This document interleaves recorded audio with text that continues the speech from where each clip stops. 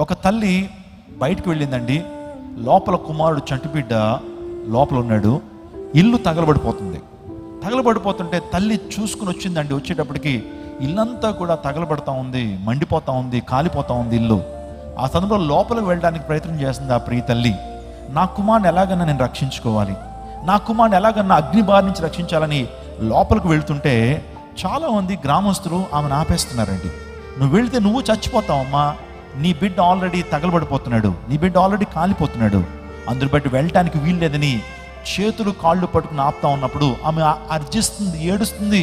నా బిడ్డ నేను కాపాడుకోవాలి, నా ప్రాణం పోయినా పర్లేదు, నా బిడ్డ నేను కాపాడుకోవాలి.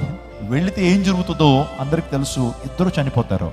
అందరి బట్టి అలా ఆపుతున్న పరిస్థితులు అన్నట ఆమె శరీరంలోంచి శ్వేత గ్రంథుల్లోంచి రక్తం బయటకు వచ్చిందట. రక్తం బయటకు వచ్చేటప్పటికి అక్కడ ఉన్నటువంటి వారందరూ కూడా ఆలోచన చేశారు, అసలు శ్వేత గ్రంథుల్లోంచి రక్తం బయటకు రావడం ఏంటి అంటే ఆమెలో అంత వేదన ఉంది, తన కుమారుడు పట్ల అంత వేదన ఉంది, తన కుమారుడు పట్ల అంత ప్రేమ ఉంది.